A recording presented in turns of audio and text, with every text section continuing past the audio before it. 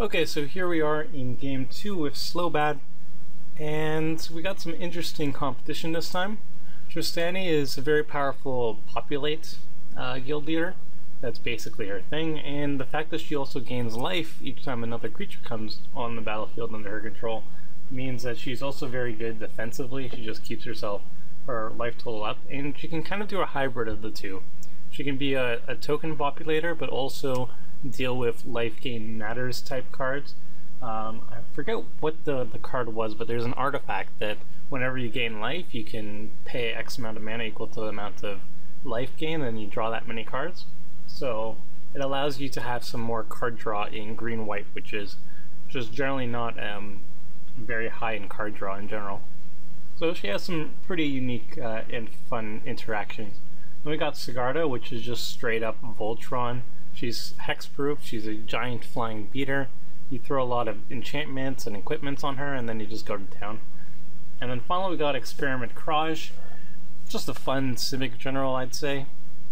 He can steal activated abilities from other creatures that have +1/+1 counters on them, so he kind of plays with other +1/+1 counter creatures and have fun activated abilities, and he uses them and combos off or whatever. I'm not really sure actually.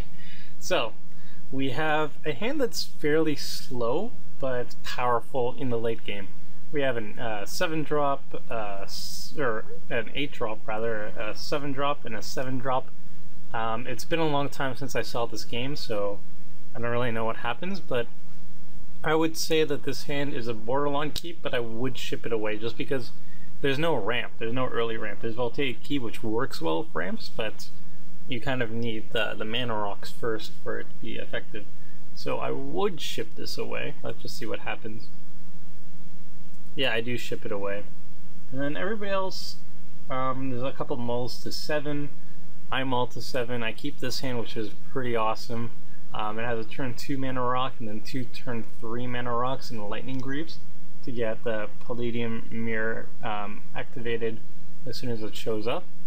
And things start off pretty fast with a Helix Pinnacle. And by fast, I don't mean really. Helix Pinnacle is a nice win condition when you have infinite mana in green, which is something that green can do pretty easily. Otherwise, it kind of sits there doing nothing. I've never actually seen it go off because there's usually mass enchantment removal that takes care of it, but it does have Shroud going for it, so it's a little bit harder to get rid of. But it's definitely a late game threat, and turn 1 play really does nothing. So everybody else, nothing, Guildgate, me, get Sculpting Steel, which will be useful later on, but yeah, no crazy ramp just yet. Bounce lands, some more mana fixing. Ooh, Stoneforge Mystic, bringing Argentum Armor, which basically means you attach it on whoever, and then whenever it attacks, you destroy a permanent. It's pretty brutal with Sigarda because you can't really deal with the creature itself. She basically 2-shots any person that can't block her, and she's removing a permanent each time she attacks, so that's pretty strong. And for everybody else, I decided to do Lightning Greaves because next turn I can do Palladium Mirror and then equip it for free, and then I have a mana rock guy, and then I can drop something else like a Worn Power Stone or a Mind Stone or a Sculpting Steel, whatever. So he cheats in Argentum Armor, and he wants to maximize his mana, so he just goes for Rancor. Here we see some mana ramp Kodaman's Reach, and for me, I drop the Palladium Mirror, equip it with Lightning Greaves so I can tap it instantly, and then boom, Mind Stone. So I'm depleting my hand pretty fast, trying to ramp up to do something else. My intention at the moment is just to get Sculpting Steel to copy the Argentum Armor, but I have some time because the Sigarda opponent has not really ramped at all. So what I could do is hopefully I can Mirror Works first, and then get Sculpting Steel, double it, and get 2 Argentum Armors out. But we'll see what happens. That's my plan at least, get 2 Argentum Armors. Then, what is this? Looks for 2 basic lands and puts them into play, but he didn't have enough for an Entwine. The Sigarda focuses on me because, well, first of all, I don't have any really good targets, and the only real person that's a threat to her, I would say, would be me at the moment, just because I have lots of ramp going on. Sigarda would be best suitable to deal with her artifacts and enchantments, just because she's in green-white, and red's not very good at that. But I can totally understand her going for me instead. And the Simic player has just been doing nothing, so no reason to attack him just yet. And Crystal Ball allows for a little bit of library manipulation. Always good stuff. And for me, I go for the Mirror Works, I believe. Yep. And that means, yeah, I have Mirror Works out, and then I also have Slobad, which means if he does manage to get Argentum Armor equipped and goes for a permanent that is an artifact, then I can protect it. Which is kind of what I need if I'm going to try to steal his Argentum Armors. And I go in for the 1 commander damage, because why not? Our Tristani player is just making token generators at this point. Nothing too crazy.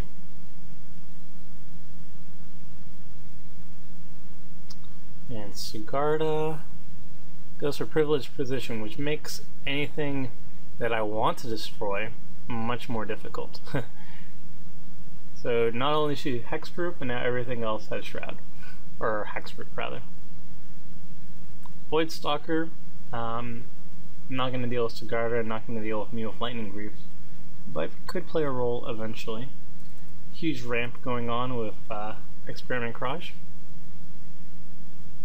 And huge ramp for me as well, where I copy it, and I set myself up for a double Argentum Armor next turn. And I just have tons of ramp right now. It was pretty cool. Mana Reflection. Oh! Our Crush player disconnects. Or concedes. I'm not really sure why he did that. There was nothing, nobody was about to win, and he wasn't in a bad spot. I guess he just had other plans and had to leave. So that kind of sucks when it immediately goes to a 3-player game when you want under 4, but oh well. So our Tristani player does Mana Reflection, doubling all her mana, so huge mana ramp for me and her now. And yeah, just starts making tokens. Argentum Armor finally shows up, and we'll see what he tries to destroy with it. Oh, he goes for the Mana Reflection, which is probably the single most powerful card on the field, other than perhaps maybe Mirror Works, but I only have 1 card left, so it's not going to get as much value as you would think, whereas Mana Reflection with 5 cards in hand is pretty scary. But that is good news for me because it kind of takes some heat off me. I go for Sculpting Steel, and I'm going to make 2 Argentum Armors. Which is pretty sweet with all this mana. So I go for it. And I can't double equip, not just yet. But I do get rid of the Privileged Position so I can start getting rid of his stuff. The Argentum Armor of his own, first of all. And then, I don't know what else.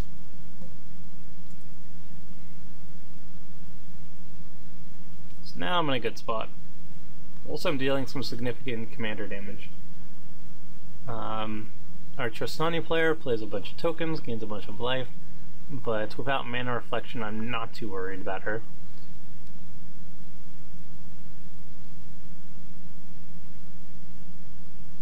Oh, and she goes for the Sigarda player. I guess it's just hate on the popular Voltron target, because I feel like I am in a commanding position at this point with 2 Argentum Armors available. But whatever. I won't complain. Nerari's Wake comes out, which is basically just a better Mana Reflection, and she obviously goes for me, targeting my Lightning Greaves, which I can just protect with an Expedition map. So yeah, I sacrifice an Expedition map, and I protect my Lightning Greaves from being destroyed, which is why Slobad is pretty awesome, because you can choose what artifacts die. But 10 damage is pretty significant. I managed to get Goblin Might, which I'm going to copy. And now I have all the mana, an excessive amount of mana, and now I'm going to equip the Argentum armor to make my Slobad insanely large. And I don't know if I even need to be destroying his stuff at this point. I think this hit just kills him and I just miscalculated. But yeah, I take out the Mirari's Wake and the Argentum armor because if this ability doesn't kill him, then those are the two most powerful cards on the field. Yeah, that kills him, the commander damage. 21 damage dealt by a 1/2 commander. Oh yeah. And then I play a Steel Hellkite and I copy it. So now one swing with the Steel Hellkite and boom, all those tokens go away. So Tristani is going to have to play something pretty insane to keep up in this game. It would have to be an austere command, but even then, I can just sacrifice half my artifacts to save the other artifacts. We'll see what happens.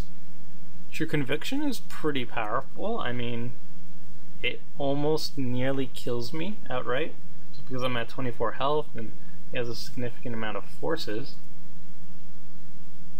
But I do manage to survive it. Keeping myself at a mighty 2 life. And at that point, even though he has 74 life and I only have 2, there's just no way to come back from this.